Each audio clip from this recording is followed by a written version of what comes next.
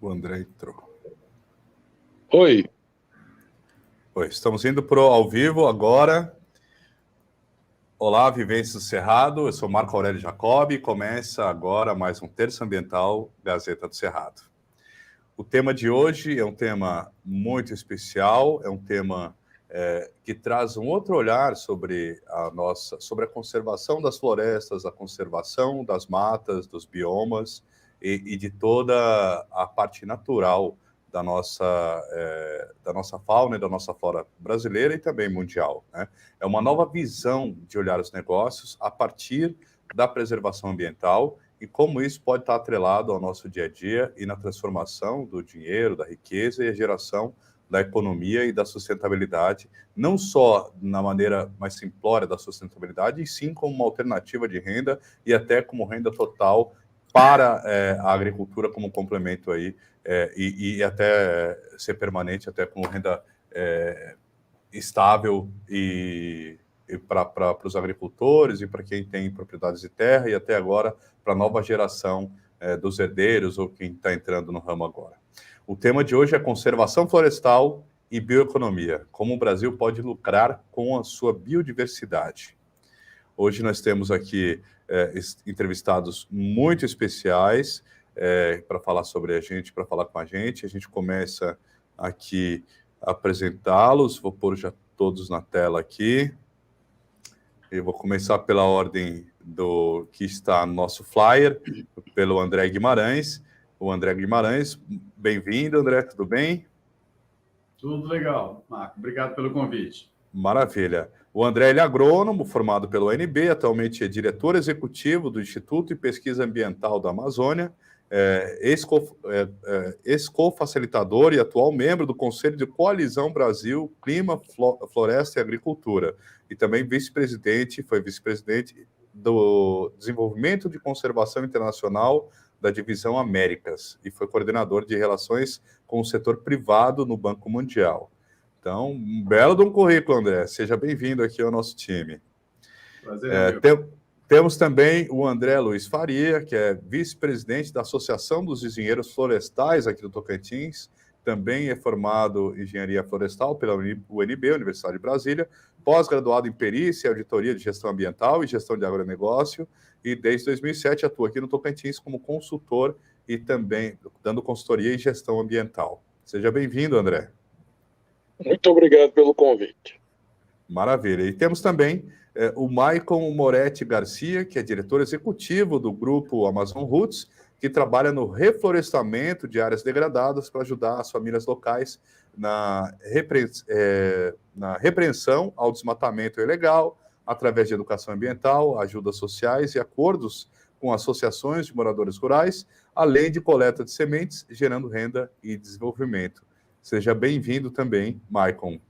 Obrigado pelo convite. Boa noite aos dois Andrés que temos aqui também. Uma satisfação estar aqui com vocês. Maravilha. Eu queria começar, acho que a gente vai começar com o André Luiz, que é engenheiro florestal, para falar sobre essa...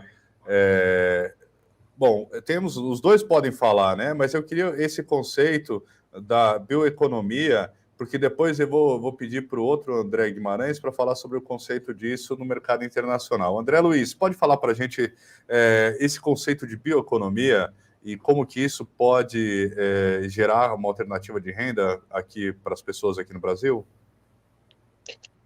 Boa noite a todos. Primeiramente, bioeconomia é quando você usa a biodiversidade com fins econômicos, né? É importante salientar que os produtores rurais aqui do estado do Tocantins, eu vou dar um exemplo prático do que eu vivo. Quando eu estou fazendo o CAR, né, pilotando a reserva legal e tudo mais, muitos produtores rurais vêm falar para mim que reserva legal é uma área inútil. E eu tento explicar, esclarecer para eles que não, isso não é verdade. Oi? Pode falar. Ah, tá, porque eu ouvi aqui o CAR é o Cadastramento Ambiental Rural, é isso? Isso, Cadastro Ambiental Rural. Então, muito produtor rural vem dizer que a reserva legal é uma área inútil, é uma área que a gente perde E eu digo que não, que é uma área que você consegue ter um lucro, desde que tenha um plano de manejo aprovado para o uso econômico da reserva legal, certo? Você pode usar para fins madeireiros ou não madeireiros, né? Que a floresta, a biodiversidade como um todo, ela dá um exemplo, o açaí. O açaí era conhecido no Pará como alimento, né? Só como alimento. Mas os Estados Unidos hoje produz até cosméticos com açaí, certo? Olha a oportunidade que o Brasil tem com um produto da flora, né? Um bem nativo aqui do país, né? O exemplo do cacau, que também é nativo aqui do país. E, por exemplo, o Brasil não é o maior produtor de chocolate, nem o maior produtor de cacau, né? A África, países africanos são os maiores produtores de cacau, e o maior produtor de chocolate no mundo é a Bélgica e a Suíça, que não tem um pé de cacau. Então a gente tem perdido as oportunidades. O Brasil podia ser a maior potência em biodiversidade do mundo, certo? Tanto em questão de cosméticos, perfumaria, como em questão de alimentação também, né? Industrializar muito da nossa biodiversidade no ramo alimentar. Então, temos perdido só oportunidades porque a nossa visão é uma visão fechada, né? Só em agropecuária, né? Entendi. O conceito da bioeconomia, ela estuda esses sistemas para tornar isso em negócios, né?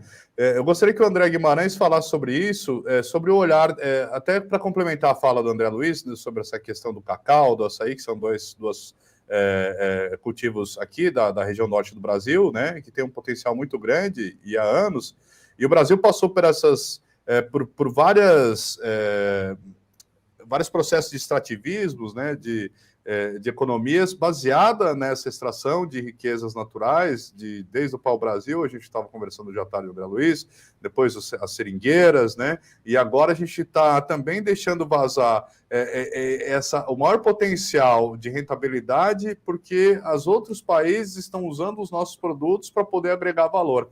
Como é que está essa visão no mercado internacional? E como é que a gente pode tentar melhorar esse sistema para estimular as pessoas a trabalharem dentro da bioeconomia com a floresta em pé, que também é um dos temas aqui do programa. Bom, vamos lá, Marco. Eu acho que o meu xará aqui, o André, deu um bom panorama da dificuldade que a gente tem de atribuir, de valorar, enfim, e de precificar e, consequentemente, remunerar essa floresta em pé. Deixa eu fazer um pequeno preâmbulo aqui, Marco, antes de entrar especificamente na sua pergunta. É importante a gente colocar um pouco o Brasil em perspectiva. Se a gente olhar a nossa história, tá, todos os nossos grandes ciclos econômicos eles estiveram ligados à nossa biodiversidade, aos nossos recursos naturais. Eu estou falando aqui desde o pau-brasil, passando pelo ciclo do açúcar, o ciclo do café, o ciclo da borracha, enfim, o ciclo do cacau ali nos anos 50 e 60, até chegar hoje no ciclo do agronegócio. Ou seja, todos esses grandes ciclos econômicos brasileiros estiveram ligados aos nossos atributos ambientais e que são características estratégicas do nosso país. Não por outra razão, a gente teve bastante sucesso nesses diversos ciclos econômicos. Entretanto, esses ciclos acabaram, ou seja, eles acabaram por conta de uma visão que a gente teve sempre na história. Eu não estou falando aqui só do Brasil, estou falando da humanidade. É uma visão que eu gosto de chamar de expansionista, ou seja, a gente está sempre indo além das fronteiras e tendo que substituir a natureza para a gente poder produzir economia. Esse modelo expansionista, ele está fadado a terminar. Ele está fadado a terminar porque os consumidores não querem mais comprar produtos que desmatam, porque a gente precisa de manter os ciclos da chuva, que são importantes aqui no caso do Brasil, para o nosso agronegócio, e para manter o ciclo da chuva a gente precisa de floresta em pé, para a gente poder ter credibilidade e atratividade para investimentos, e aqui eu já começo a falar um pouco da necessidade de investimentos em bioeconomia, a gente tem que ter credibilidade, para ter credibilidade a gente tem que manter florestas em pé. Então, a manutenção das florestas e a manutenção dos nossos recursos naturais, ela é estratégica para manter a nossa economia hoje, e ela é estratégica para manter a nossa economia no futuro. O que mudou nos últimos anos e certamente vai continuar mudando para os próximos anos. É uma necessidade da humanidade de preservar a natureza.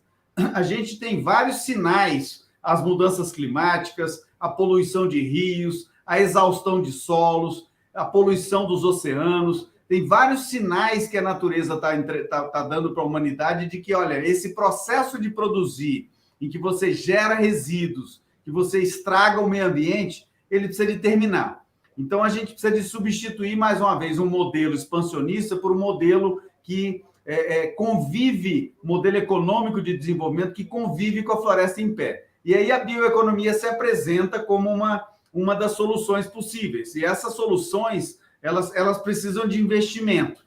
A gente tem que fazer, como bem o André Luiz colocou, uma propriedade que hoje produz boi, soja e algodão, amanhã produzir boi, soja, algodão e florestas. Então, a gente ter a remuneração pelas florestas, a remuneração pelos recursos naturais, que pode vir de várias maneiras. Ela pode vir através dos mercados de carbono, que estão fixados nas árvores, ela pode vir através do mercado de serviços ambientais, que é um pouco mais amplo, aí envolve carbono, água e outros atributos ambientais, e pode vir também através de sistemas produtivos, como bem o André colocou, que são mais afeitos à manutenção da floresta em pé. E aí há vários produtos que o mundo está comprador e que nós temos capacidade potencial de produzir no Brasil. Agora, precisamos de investimento. E para obter esses investimentos, a gente precisa de fazer o dever de casa. O principal dever de casa que o Brasil tem que fazer hoje é derrubar o desmatamento, em especial o desmatamento na Amazônia.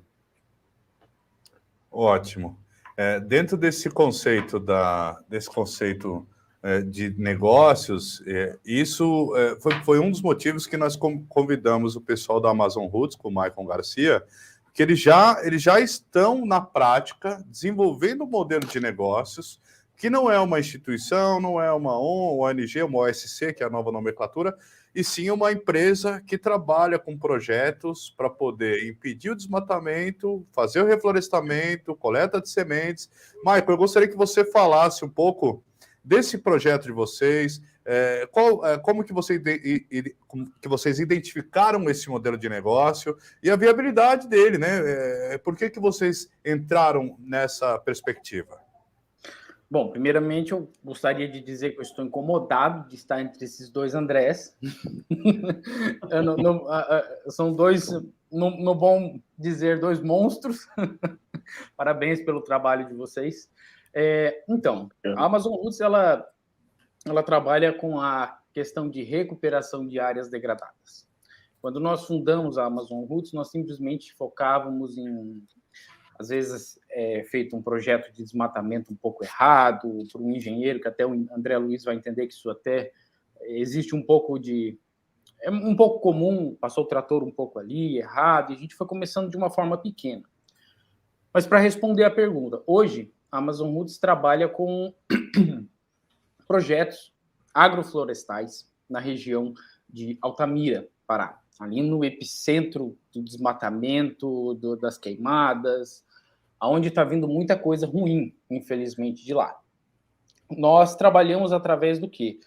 Nós pegamos, no momento nós não trabalhamos com grandes produtores, como o André Guimarães estava falando, de se pegar uma fazenda que, ao invés de produzir só soja, gado e algodão, começar a tirar dinheiro da floresta em pé, a gente está trabalhando com ribeirinhos, famílias pobres, muito pobres, e nós pegamos, por exemplo, para mostrar para vocês como que, para quem está assistindo, que dá para tirar dinheiro, que o principal ponto que eu vou pegar aqui, um gancho do André Luiz, que ele falou que é uma coisa maravilhosa.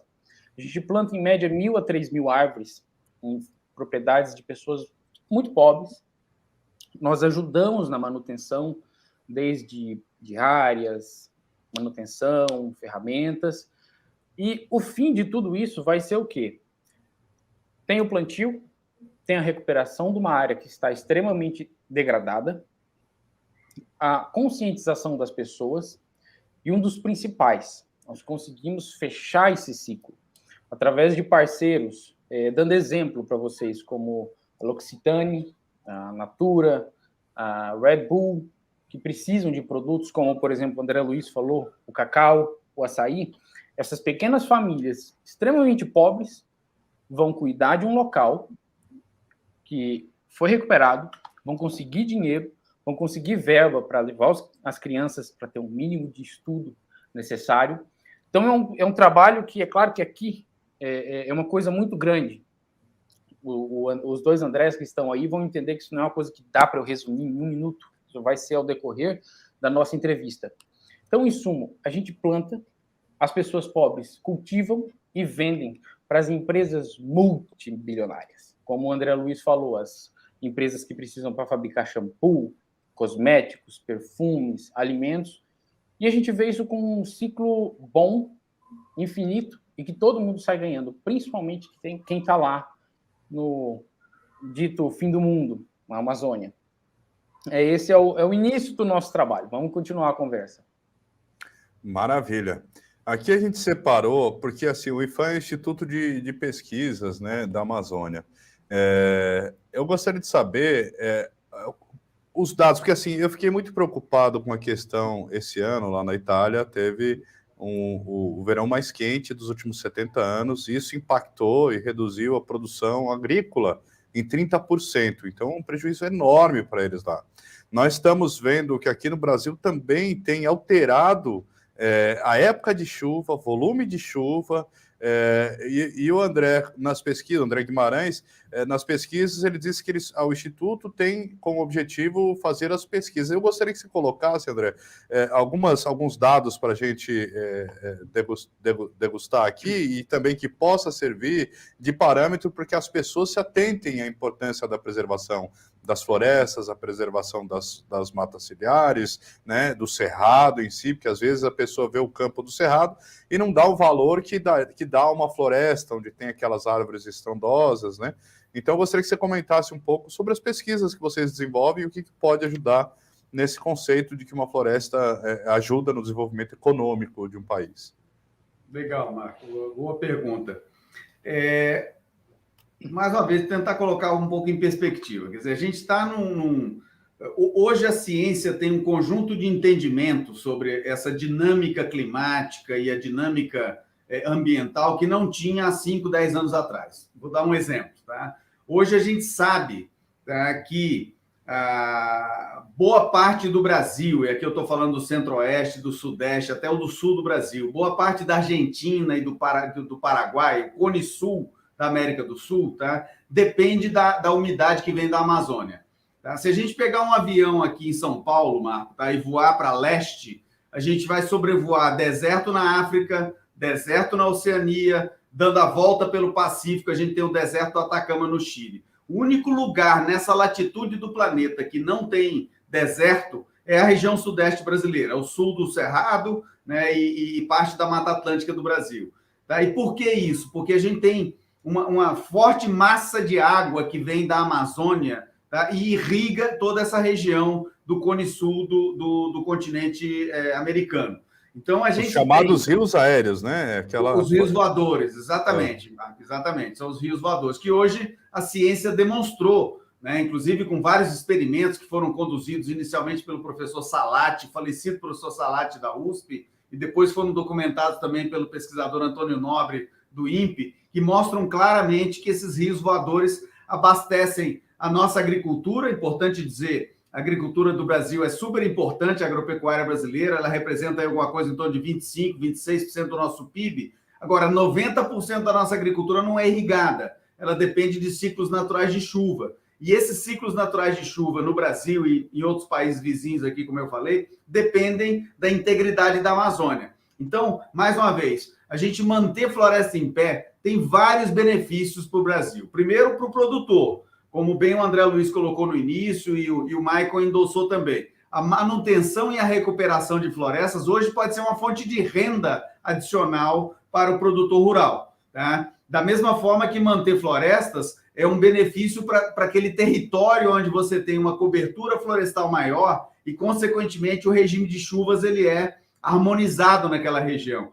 Essa manutenção de floresta, então, beneficia o indivíduo, beneficia o coletivo local, beneficia o Brasil como um todo, porque o nosso PIB está atrelado ao regime de chuvas, e beneficia o planeta, porque o planeta precisa desesperadamente, é o caso da Itália que você falou aí, de outras regiões do mundo, esses eventos extremos climáticos, Sim. O mundo hoje precisa de estabilidade climática. Estabilidade climática, em alguma dimensão, significa floresta em pé. Então, isso tudo para dizer, Marco, o seguinte: o mundo hoje está comprador de florestas em pé. O Brasil tem muita floresta. Nós devemos, então, nos apresentar para o mundo como um fornecedor de floresta em pé, e ao nos apresentarmos para o mundo como um fornecedor de floresta em pé, a gente poder remunerar aqueles proprietários, aquelas regiões que mantêm floresta em pé no Brasil. Então, é uma oportunidade, na realidade, para o Brasil se engajar fortemente na agenda climática global com uma visão de negócios, seja para manter florestas, seja para que o negócio que o Maicon faz com tanta maestria seja ampliado para mais e mais comunidades, mais e mais pessoas que recuperam as florestas, absorvendo carbono, ajudando a estabilidade climática do planeta e a manutenção dos nossos regimes de chuva aqui no Brasil, além de abrir oportunidades de negócio para comunidades, para investidores, etc. Maravilha. O mercado de carbono, ele já... Eu trabalhei na Secretaria de Meio Ambiente do Paraná e lá já tinha se criado uma cooperativa de crédito de carbono, né? Então já é um negócio viável, já a gente pode ver o mercado de crédito de carbono como uma coisa alternativa que possa agregar um valor para as reservas legais das propriedades?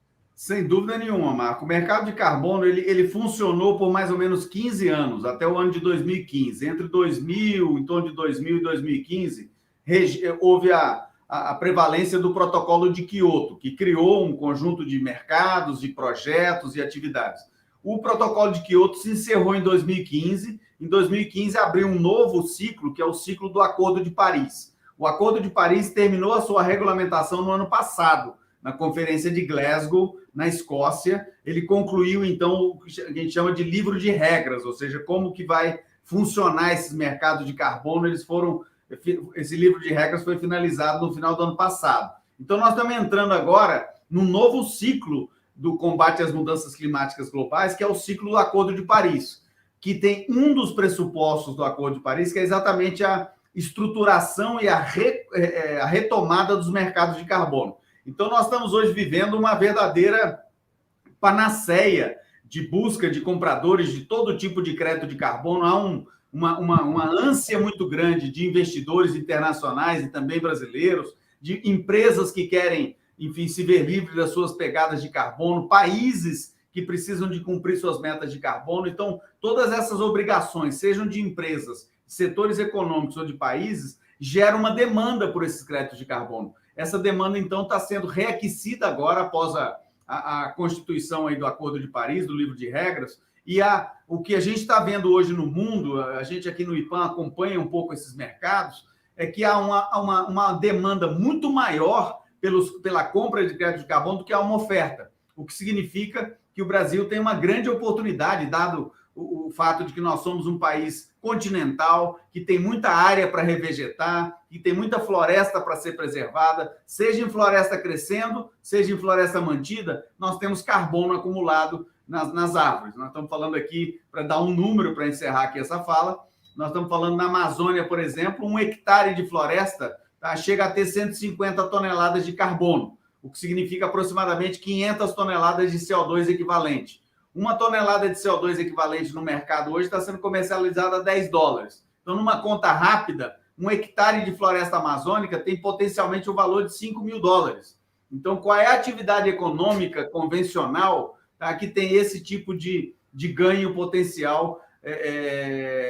Muito poucas, talvez nenhuma. Então, olhar os mercados de carbono como uma oportunidade para a gente ter recursos ingressando no país, seja para manter florestas ou recuperar florestas, me parece que é uma obviedade e o Brasil deveria estar perseguindo isso daqui para frente. Maravilha.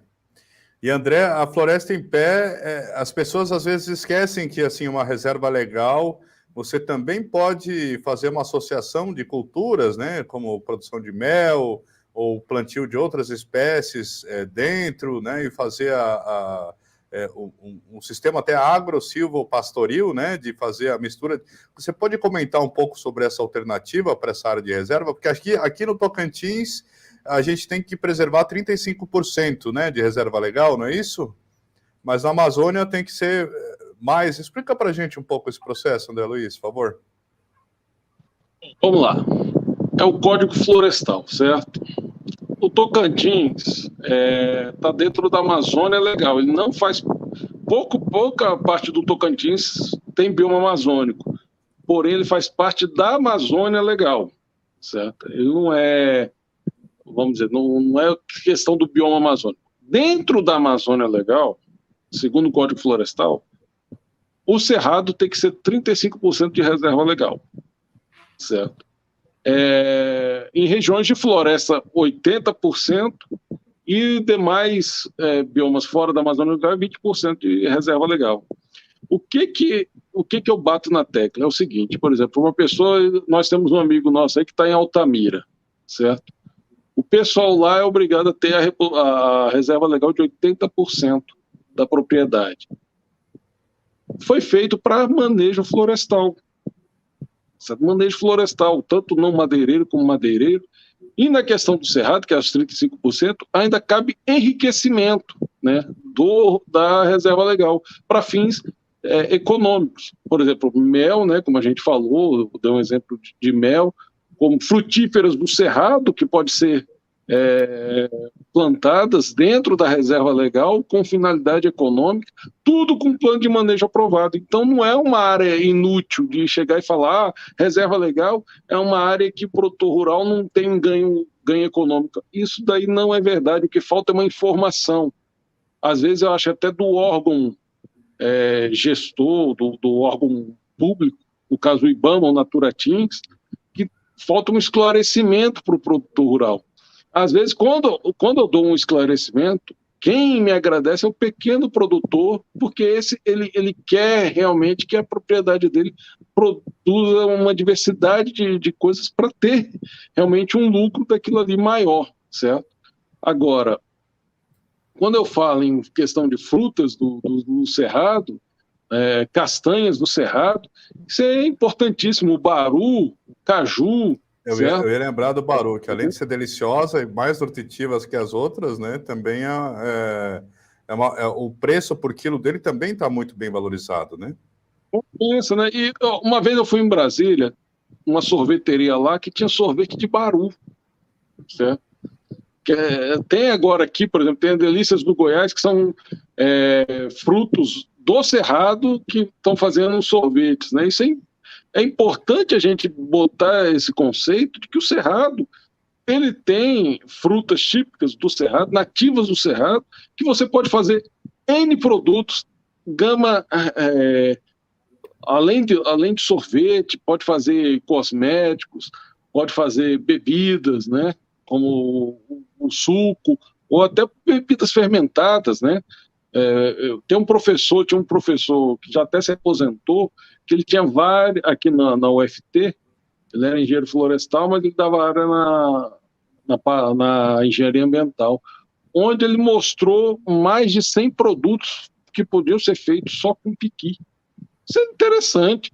Ele mostrava lá que tinha o óleo de piqui, você podia fazer a bebida do piqui, o sorvete do piqui, perfume de piqui, um negócio, entendeu? Então... O que eu bato na tecla é o seguinte: tem a universidade pública, quando eu estava na UNB, tinha essas pesquisas de frutas do cerrado, mas está faltando a pesquisa encontrar eco na sociedade. A sociedade porque a gente tem que fazer essa ponte aí, entendeu? O nosso amigo aqui de Altamira deu um exemplo. Nós estamos aqui para isso, né? Você falou da questão do chocolate, realmente, assim, eu tive lá próximo de Santarém, eu vi a capital do cacau do Pará, e vi que eles têm cheguei a visitar a fábrica lá, né? Eu achei muito interessante. Eles já fazem com as variantes, né, dos chocolates com as percentagens de cacau, mas também usam as frutas do cerrado, né? Eu acho que falta realmente trabalhar a distribuição, trabalhar o nosso mercado para que a gente passe a consumir os produtos aqui ou entender que os produtos daqui podem ser tão bons quanto os de fora, né? Eu falo até em questão de chocolate, que nós temos duas frutas típicas, nativas do Brasil, que produzem chocolate. que é o cacau, e o primo biológico dele, que é o cupuaçu, certo? O problema aqui no Brasil faz chocolate? Faz um chocolate muito gostoso, inclusive. Cupulate. O cupulate, certo? Legal. O problema aqui é a vassoura ainda, da bruxa, né? O problema aqui é a vassoura da bruxa, porque como é uma espécie nativa, né? Mas se bem que, por exemplo, a Bahia hoje é a maior produtora do Brasil de cacau, o cacau é nativo da Amazônia. Na Bahia foi como área de escape, né? Escape é a vassoura da bruxa, né? Seria interessante botar, porque o cacau ele se adapta muito bem com outra cultura, porque ele é uma cultura de sombreamento, né? De luz difusa. Então ele vai muito bem abaixo de outra, por exemplo. Ele se adapta muito bem num sistema agroflorestal, né? Então é importante isso. E eu digo o seguinte, né? É o conhecimento. Nós estamos aqui debatendo porque a gente está querendo buscar conhecimento, buscar a informação, levar a informação, certo? Quando a gente fala em biodiversidade, a gente está falando de conhecimento. Muita de ajuda humanitária que está na Amazônia lá não está em... Eu vejo as pessoas falarem, está em procura de minério, tá em procura... Não é nada disso. Elas estão em terras indígenas buscando conhecimento indígena para buscar, às vezes, um conhecimento sobre uma medicação, sobre algo assim, por exemplo. Eu estava conversando... A aspirina veio de uma folha da Amazônia, né? Assim como a xilocaína, a litocaína, que são os princípios ativos de vários anestésicos, né? E da cocaína também, né? Infelizmente, veio de uma planta peruana, né? A gente tem a seiva de uma árvore do Pará, é a essência básica do perfume Chanel número 5, né? Francês, que é vendido super caro. O pau rosa, né? É o pau rosa, entendeu? Que é exportado para a França e volta para cá como o Chanel, né?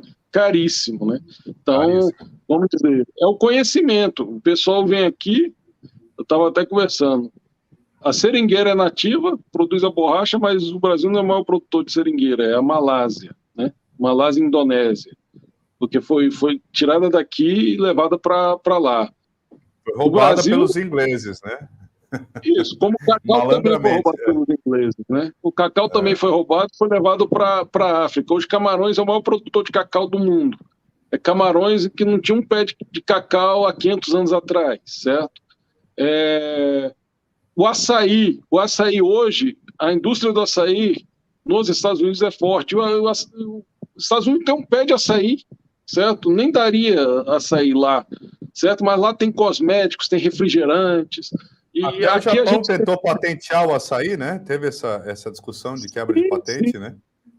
Não, tentou patentear o mercado internacional está de olho, mas aí eu queria fazer essa pergunta a todos os senhores que estão aqui. Por que a gente não valoriza os nossos produtos da terra e não faz as pesquisas adequadas para que a gente possa, mesmo que a gente tenha experiência e observe o que os outros estão olhando para a gente, por que a gente, enquanto Brasil, não desenvolve esses produtos nós mesmos? Né? Vou deixar o Maicon responder aqui e depois vamos fazer o giro, porque o André Guimarães também deve estar coçando a língua ali. Ei, Maicon, porque então, vocês tiveram uma visão de mercado, né? Vocês fazem a seleção das espécies, deve ter algum motivo para isso, vocês já devem estar viabilizando até o processo da indústria da transformação, por isso que eu estou começando contigo. Show de bola. Só uma brincadeira aqui. Se você quiser, nós temos umas 15 mil sementes de baru. Se você quiser abrir sozinho, você pode comer. Né, André? É muito duro aquilo. Não sei se você conhece. É muito difícil de abrir. Fala assim, hoje nós vamos mexer com baru. Mas, enfim, pegando só um ponto antes aqui, tenho duas coisas para falar. Uma questão as duas são da questão do André Luiz. Eu acho que o André Guimarães vai poder também, com certeza, somar muito mais com isso.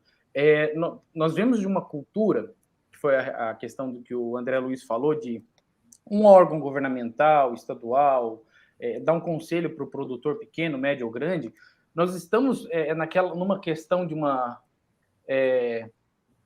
incisão de conhecimento, nós estamos vindo de um sistema muito arcaico de produção. Para qualquer produção de gado, de soja, tipo assim, não, floresta em pé, reserva legal, não significa nada para mim. Eu, como se fosse um produtor rural, é o que a maioria pensa. Por quê? Porque o pai aprendeu que você passa trator ou fogo, aí vem o dinheiro. E pelo contrário, nós temos que mudar esse sistema arcaico. Então, por isso que a Amazon Roots, ela foca muito em questão de educação ambiental. Porque esses meninos que estão formando agora em agronomia, em engenharia florestal, que lá na frente vão começar a dar um feedback positivo. Porque eles vão contradizer o que o avô deles fez na fazenda, o pai continuou fazendo, e eles vão falar, tá errado. Aí a gente vai começar a sair um pouco desse sistema arcaico.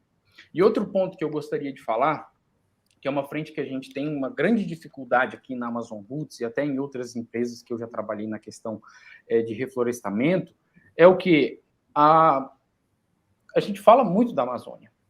Eu digo o mundo fala muito da Amazônia. São produtos magníficos, a Amazônia realmente tem toda essa importância, rios voadores, cacau, açaí, se vai patentear ou não, eu não sei, mas tem que ver quem está produzindo. Quem está produzindo é um pobre cidadão brasileiro que está lá lascado no meio da floresta, que provavelmente vai jantar arroz essa noite, com farinha e, se quiçá, um ovo. Então, essa questão da patente, não importa de quem vai ser, claro que é do Brasil e eu acredito que tem que ser do Brasil, mas tem que dar valor a quem está lá no campo, aquele pessoal que está andando com um facãozinho com um chinelo sujo. Mas o outro ponto é o quê? O cerrado, nós mesmos, como uma Amazon Roots, nós temos muita dificuldade de captação de recursos a nível internacional. O cerrado, nós já chegamos, a Amazon Roots já chegou a negociar projetos grandes quando o pessoal descobriu cerrado. O que é cerrado? Não, a gente só tem dinheiro para a Amazônia. Então, assim, nós temos que lutar para mostrar que o cerrado é importante antes que seja tarde demais. Porque, como o André Luiz estava falando, no cerrado, lá seus 35%, que às vezes também não é respeitado, principalmente pelos pequenos produtores, mas que é a grande maioria, né, André? O grande produtor, ele não quer desmatar, ele não quer entrar em briga com a Naturatins, com esses órgãos. Isso dá problema no banco, o cara fica sem grana. Agora, os pequenos produtores, que são a grande maioria, esses sim fazem a besteira. Então, um assunto que eu quero levantar aqui, nós precisamos difundir a questão de que o cerrado é importante, a nível internacional. A Amazon Roots mesmo não consegue verba para reflorestar no cerrado. É muito difícil. Tipo assim, precisa entrar $100 para a Amazônia para entrar $1 para o cerrado. E o cerrado Michael, está apanhando. Deixa eu só dar um adendo aí. Tem que botar a importância do cerrado como berço das águas. Sim, nós somos Eu ia falar, nós somos uma de transição também, a nossa caixa d'água, é isso mesmo, a nossa caixa d'água. Até nós temos um material, acho que o Marco já viu, até se vocês quiserem ver depois no nosso YouTube, nós temos um vídeo, que é o nosso melhor vídeo, Cerrado, a caixa d'água do Brasil. A gente faz de um jeito, pessoal, quando vocês assistirem o vídeo, estou falando até para vocês aqui, para nós da entrevista aqui, quem estiver assistindo, nós explicamos de um jeito que qualquer burro entende, qualquer analfabeto, semi-analfabeto, o cego, qualquer um entende. Nós pegamos uma esponja e uma pedra. Com as árvores pequenas para cima, raiz grande, o cerrado é uma esponja, ele absorve água. Sem floresta, só com soja ou qualquer outra coisa assim, é uma pedra. Não entra água. Vai faltar água em São Paulo, vai faltar água lá no nosso Paraná, né, Marco? Eu também sou paranaense. E quando isso acontecer, assim, chega um ponto, pessoal, que eu realmente eu sou muito sincero. Eu já falei para produtores, falar assim, meu filho, quando acabar a água, você não vai comprar água na internet. Você não vai comprar na OLX. Não vai ter água para comprar. A água vem da natureza. Só que isso está chegando a um ponto de irreversibilidade. Você sabe, André Luiz, tem inúmeros locais que a gente visita, eu mesmo já visitei locais no Cantão, na zona de transição, que estão próximos a entrando em desertificação. Lugares que estão há mais de 30 anos sem brotar, sem regeneração natural, sem nada. Do Cantão, né? Só uma ressalva, eu estive lá esse fim de semana, é uma das áreas de biodiversidade mais ricas de toda a região aqui, porque é justamente toda a região do Tocantins, né? Porque é a transição entre o Cerrado e a Floresta Amazônica e bem a ponta norte da Ilha do Bananal. Então é uma área rica. Quando eu desci no Parque Estadual do Cantão, que agora eu fui dar uma palestra no sábado, eu desci no rio lá no Trapiche, eu tinha visto 4 ariranhas, 2 botos e um jacaré, além de todas as aves. Isso para a mesma cena, era um quadro vivo, sensacional, de um dos poucos lugares com esse nível de preservação que você consegue olhar. Isso que eu já rodei a Amazônia, já nadei com os botos lá também, no Rio Negro, no Rio Mamoré Madeira, que eu fiz a transição de barco lá, mas ali naquela área é uma riqueza de biodiversidade tão grande e eles estão em chamas, tanto que um dos colaboradores me pediu para fazer a matéria, a gente já está fazendo, já estou cobrando aqui a Defesa Civil para ir lá, porque dentro do Parque Estadual do Cantão, esses últimos dias estava queimando e voltou a queimar, porque o fogo não foi totalmente apagado. Então, eu estou muito preocupado com essa questão das queimadas, e eu estou tentando trazer uma doutoranda aqui, porque ela fez uma pesquisa em cima disso, e eu só queria fazer uma ressalva nisso, porque muitas vezes as pessoas fazem o fogo e não é o grande e nem o médio, às vezes, porque não quer perder os financiamentos, né? Não quer, e sabe também que vai gastar mais com os insumos, né? E os fertilizantes. Então, às vezes, é o pequeno mesmo, que às vezes ficou o casal de senhor e senhora lá na terra, não tem a força de trabalho para roçar mais, né? No facão, na foice, ou não tem um trator para passar. Então, é a alternativa que eles acabam utilizando porque não tem a máquina de uma prefeitura, um projeto que faça essa roçagem, ou alguém que explique que vale a pena fazer uma cooperativa, uma associação, dividir os custos, né, solicitar dentro da prefeitura essas máquinas para poder trazer. Então, às vezes, assim, esse método arcaico é um método que vem sendo passado, sim, de pai para filho, e que a gente tem que... não que eles não saibam que isso faz mal, e sim a gente tem que dar os instrumentos, é por isso que a gente tem esse programa hoje, dar os instrumentos que eles falem, não precisa desmatar, não, esse material lenhoso, ou esse mato que está aí, se você cortar e deixar, ele vira um biofertilizante. Então, se você trazer alternativas, que é para isso que nós estamos aqui conversando isso, para isso que tem o texto ambiental, a gente pode tentar sensibilizá-los, mas também com projetos como esse que você está fazendo, né? Indo de propriedade em propriedade, coletando as mudas e tentando fazer, assim como o André também vai falar também agora do mercado e disso, e fazendo as pesquisas necessárias, né? Para que a gente dê o fundamento para sensibilizar daí os governantes, né? Daí os órgãos internacionais, fazer a pressão, né, para que a gente consiga ter uma política pública mesmo, porque eu participei no Paraná, enquanto assessor de comunicação da Secretaria de Meio Ambiente, de um projeto que era mata ciliar. Nós lá plantamos 100 milhões de mudas em 4 anos, que virou um programa de governo, a qual eles agregaram a empresa de saneamento, a Itaipu Nacional, agregaram a Embrapa, né, do Paraná, para fazer a Secretaria de Agricultura. Então, foi um programa de governo que todo mundo fez uma força-tarefa para que se fizesse a recuperação das beiras dos rios, né, as matas ciliares. Aqui a gente fez também, inclusive esse texto ambiental começou disso, de um projeto para fazer o Dia Estadual da Mata Ciliar, que foi efetivado agora esse ano, e nós temos aqui o dia 4 de junho como Dia Estadual da Mata Ciliar, que precede o Dia Mundial do Meio Ambiente, para fazer parte da Semana do Meio Ambiente. Então, essas práticas são importantes. Eu gostaria que o André Guimarães também comentasse essa temática para a gente dar andamento no debate, porque não sou eu que estou sendo entrevistado aqui, são vocês. Mas é uma ótima lembrança desse programa das matas ciliares lá do Paraná, que realmente é uma referência, acho que no Brasil, e certamente isso gerou emprego e renda, porque muita gente foi ocupada, gerou estabilidade no fluxo de água dos rios, gerou economia de recursos públicos e privados em função das enchentes, né, que deixaram de acontecer em muitos locais. Ou seja, é o jogo do ganha-ganha, tá?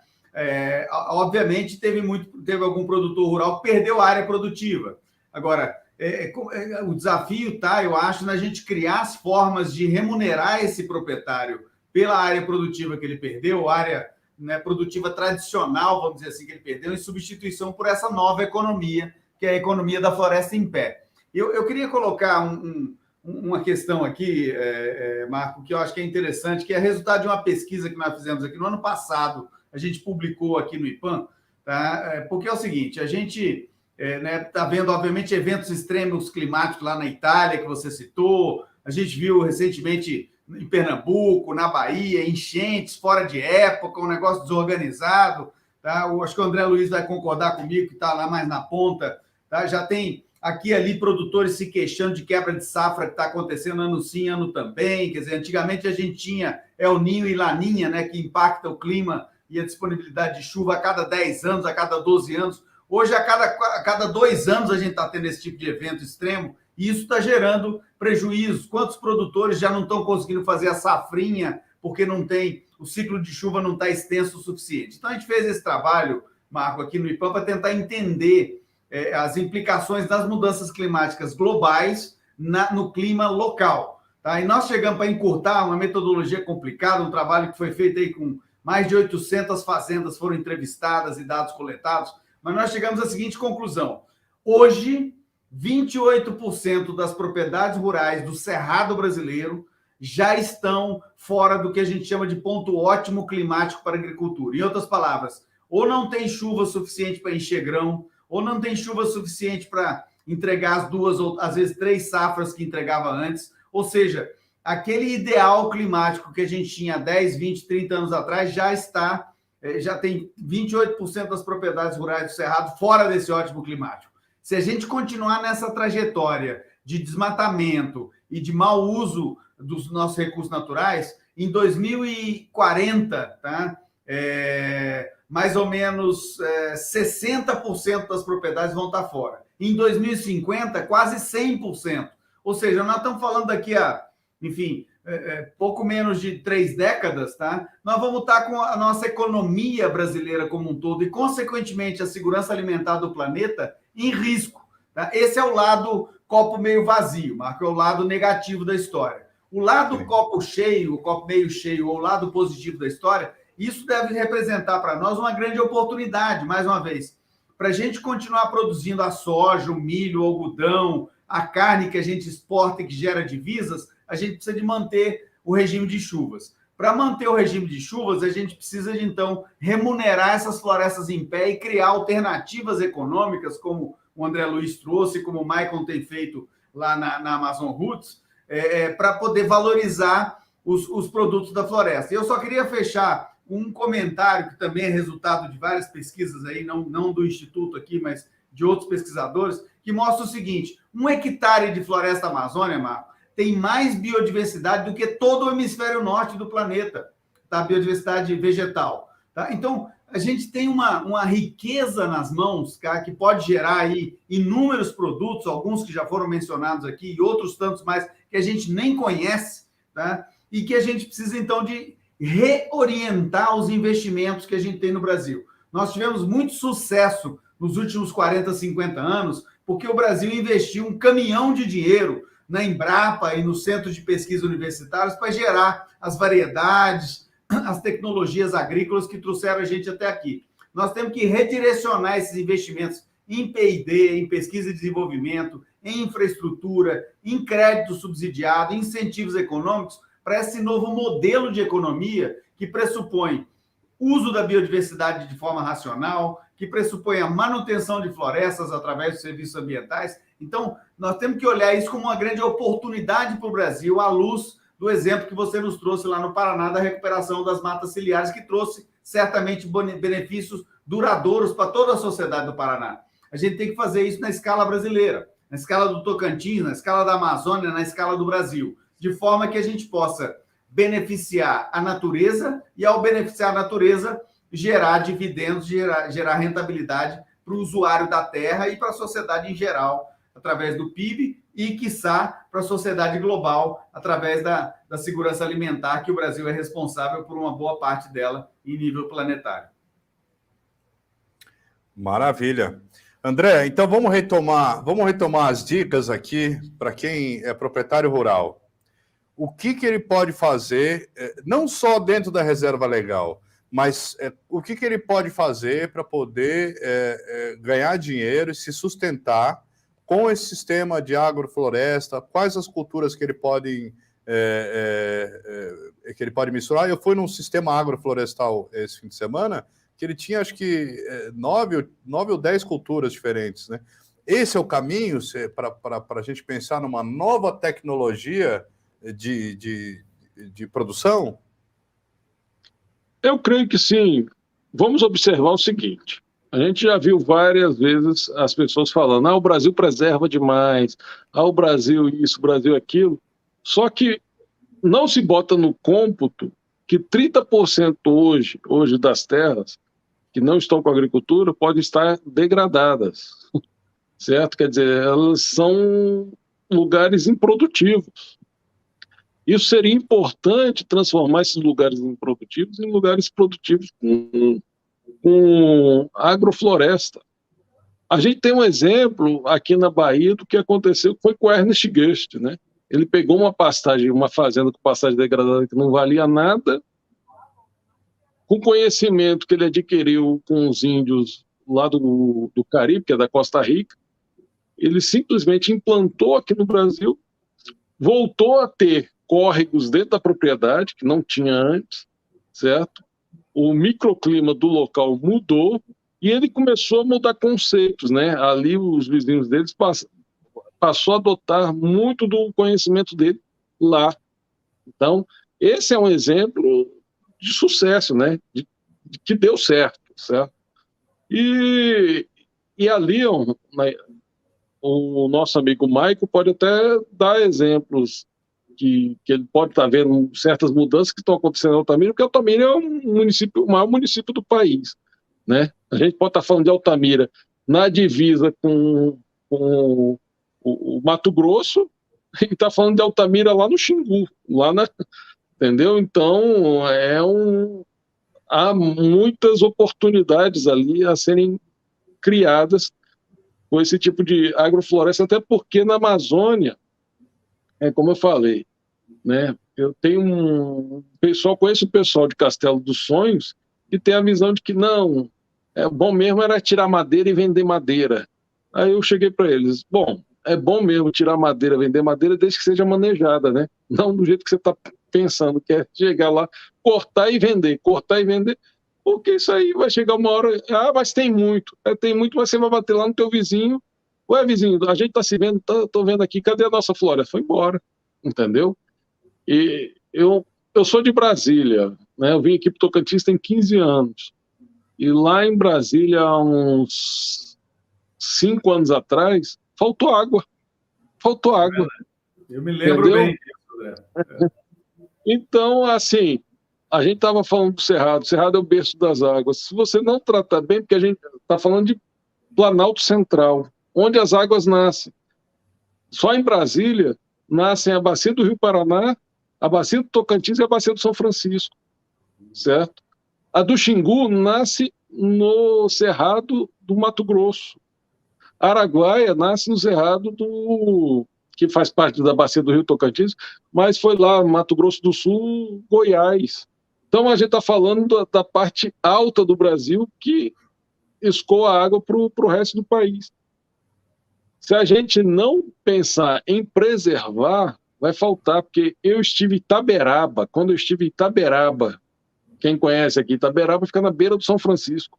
Eu fiquei triste de ver o São Francisco, porque dava para passar o rio a pé, certo? O rio São Francisco dava para passar de um lado para o outro a pé. Eu estive em Itaberaba e o pessoal falando, nunca esse rio teve tão seco, né? E por quê? Por que está seco, né?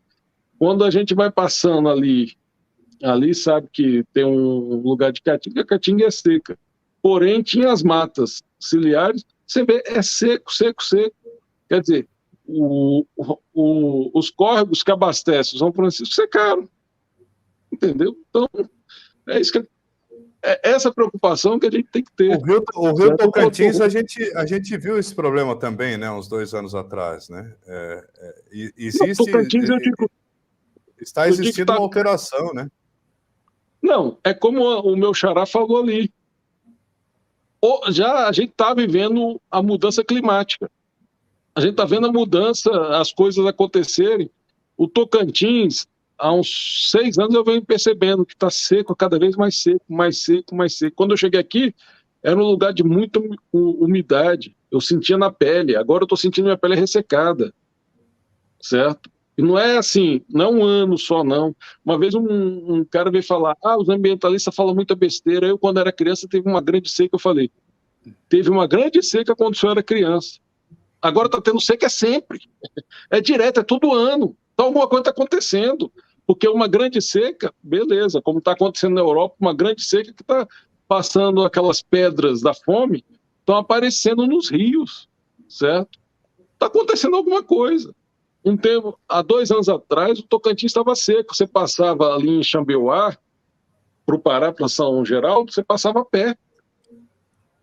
O Rio Araguaia, né? O Rio Araguaia você passava a pé. Então, está acontecendo. E a gente tem visto também a agricultura, por justamente não ter um sistema de outorga de água, ou seja, a cobrança pelo uso das águas dos rios e córregos brasileiros, a gente vê a área em Lagoa da Confusão, que é aquela área vizinha e margeando a Ilha do Bananal, que é a maior ilha fluvial do mundo, fazendo canais de irrigação que tem mais água que o próprio rio Javaés, que tem ali, o Rio da Conceição, que também margeia ali. Então, são dois rios que abastecem depois o Araguaia e que eles não têm mais vazão, né?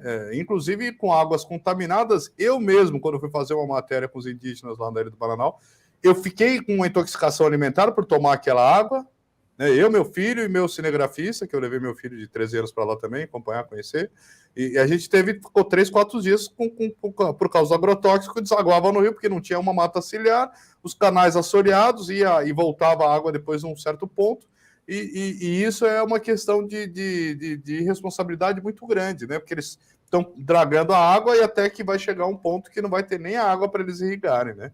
Porque não vai ter aquele ciclo. Mas nós estamos chegando no final do programa.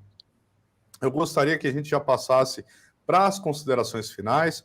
Maicon, você que levantou a mão, você vai ter o direito de iniciar as considerações finais e agradecer a presença de vocês. Esse programa é muito rico em informações, né? Algumas dicas que vocês quiserem dar, podem nos dar. Se vocês quiserem deixar o link embaixo de alguma, depois eu ponho na descrição da postagem no YouTube, né? Os contatos também, fiquem à vontade. Maicon, pode falar. Agradeço a participação. Só fazendo um adendo na questão do que o Luiz falou e que você falou, Marco. Eu também percebi isso em Palmas, André. Não sei se sou eu. Eu tô aqui desde 2001 também. Parece que o sol queima mais a gente aqui. Parece que a gente está na beira da praia. Antigamente não tinha isso. Era quente. Era muito quente aqui. Sempre foi muito quente. Mas o sol tem queimado mais a pele mesmo, de doer mais. Isso é uma questão da umidade que está mudando. Mas o principal que eu quero falar, até, Marco, foi a questão que você falou. A questão principal que eu acho que dá para deixar da minha parte como Amazon Roots, que é a parte mais de ir lá para campo, plantar, coletar semente, se sujar um pouco mais e dar de cara com a onça, a questão é o seguinte: essa casa é nossa, é a única casa que a gente tem, estão sendo gastos trilhões de dólares para levar a humanidade para outro local, isso não vai ser feito. E a única casa que a gente tem está acabando. Quando esses madeireiros que o Luiz falou que gostam de tirar árvore acabarem com tudo, encontrarem os vizinhos, quando os animais que o Marco encontrou lá no Cantão já não estiverem mais lá, que já praticamente não estão, eles estão em polos separados, pelo menos pelas visitas que eu fiz, eu vi isso, tem locais que tem locais que não tem. Quando os fazendeiros não tiverem mais água para irrigar soja, não tiver mais chuva, a solução não vai ser vender a fazenda para outra pessoa, que uma nova administração não vai resolver. O ponto de irreversibilidade está batendo na porta. E essa casa é nossa, é a única casa que a gente tem nesse planeta. Eu não vou para Marte. Vocês também não tão cedo. Então a gente tem que cuidar disso, porque quando der, desculpa o jeito de falar aqui, quando der merda, não adianta vender a fazenda porque não tem mais água e achar que o outro proprietário vai fazer da água. Vai chegar ao ponto de irreversibilidade. E o planeta ele está dando sinais, foi como o Guimarães falou. Antigamente se falava do El Niño, quando você ouvia falar ele de novo, era como se fosse o cometa Harley, de vez em quando que vai passar. Agora não, todo Réveillon muda. Então, assim, o planeta está mostrando sinais. Parece que usam como um mecanismo de justificativa, né? Sim, não, a culpa não é do desmatamento, e sim do El Niño e Laninha. Não, ele não é uma justificativa, ele é simplesmente um sinal. Ele é simplesmente um sinalzinho ali no seu carro, da injeção eletrônica. Não é questão que o carro está com problema, é o dono que não está cuidando. Tem que levar na oficina. Só que quando o motor fundir, é o que eu quero deixar para o pessoal que está assistindo isso aqui. Em sumo, pessoal, vai chegar uma hora que não vai dar para fazer mais nada, não vai ter água para vender no mercado, as empresas de água não vão entregar porque não vai ter, porque a água só vem da natureza, e não tem mais o que fazer. Literalmente, vai dar cacaca. Então, Vocês estão me ouvindo? Estamos sim. Você pode ir concluindo para que os outros também possam fazer as colocações finais, e já estamos Então batendo é isso, uma hora pessoal. aqui. Dentro da minha área é isso. Eu trabalho na questão da recuperação de áreas.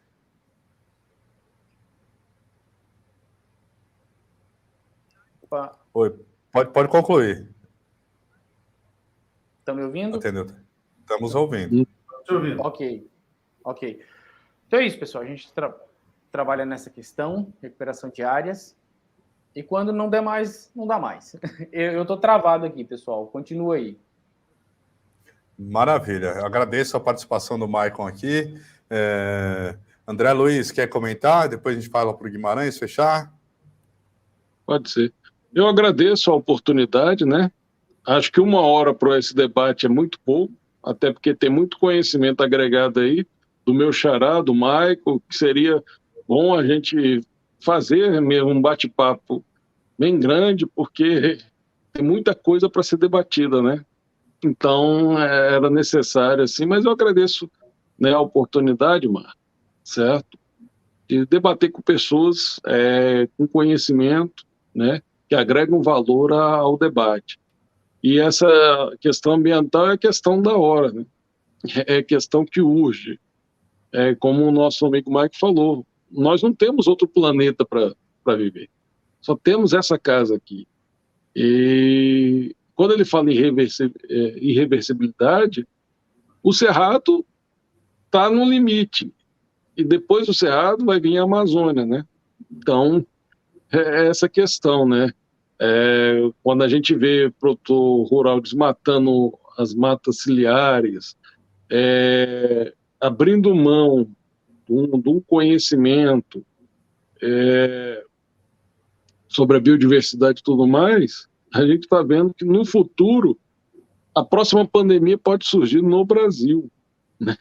A gente não tocou nesse ponto, mas muitas previsões haviam feito que o desmatamento do jeito que está indo era capaz do Brasil liberar um vírus aí e espalhar para o mundo todo. Foi a China dessa vez, mas é o que eu já falei.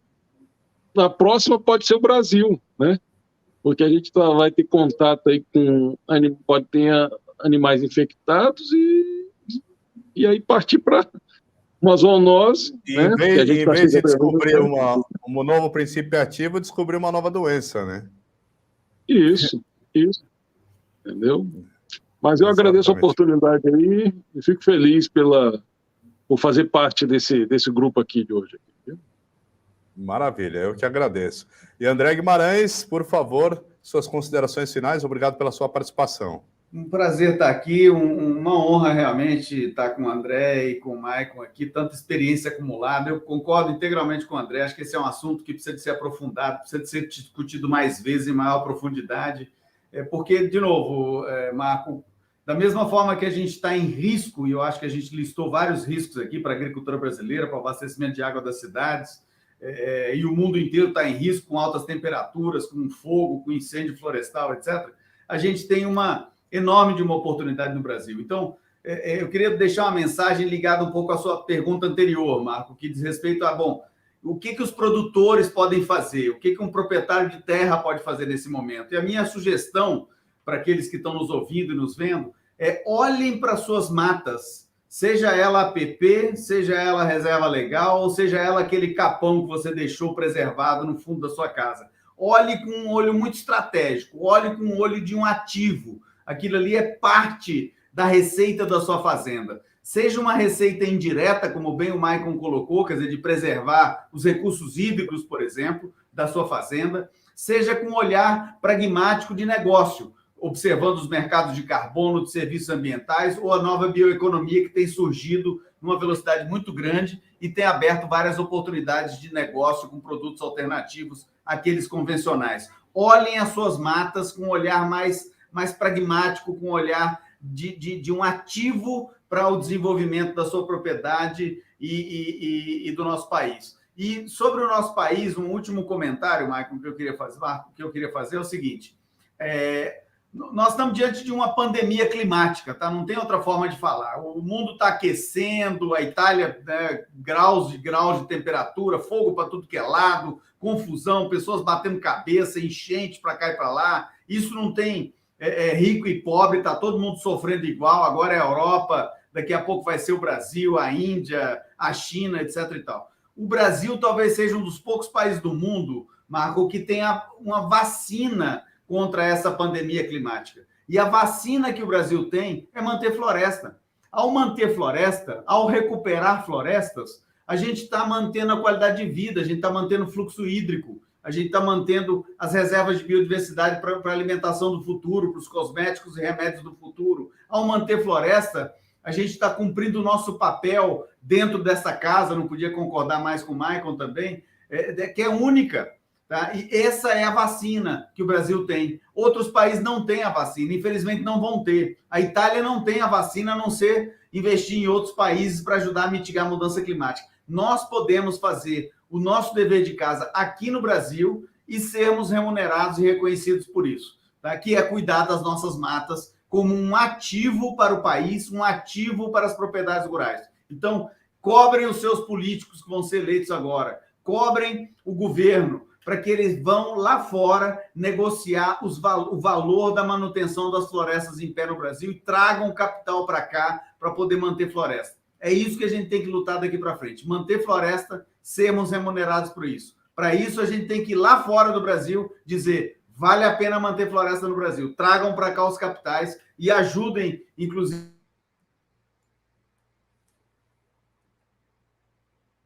a oportunidade. E obrigado, companheiros aqui, André Luiz e Maicon, pela riqueza dessa conversa. Muito agradecido. Maravilha, eu agradeço demais a presença de vocês. Nós contamos aqui com o último orador, André Guimarães, que é agrônomo formado pelo UNB, atualmente é diretor executivo do Instituto de Pesquisa Ambiental da Amazônia, e um vasto currículo aqui que a gente apresentou no começo. Obrigado, André, mais uma vez. Nós temos também o André Luiz Faria, que é vice-presidente da Associação dos Engenheiros Florestais do Tocantins, também formado pelo UNB, com pós-graduação em Perícia e Autonomia de Gestão Ambiental e Gestão de Agronegócio. E também o Michael Moretti Garcia, muito obrigado pela sua participação, que é diretor executivo do Grupo Amazon Roots, que trabalha no reflorestamento de áreas degradadas, né, com famílias e repressão do desmatamento ilegal, através de educação ambiental, ajudas sociais e etc. Senhores, foi uma honra a presença de vocês aqui.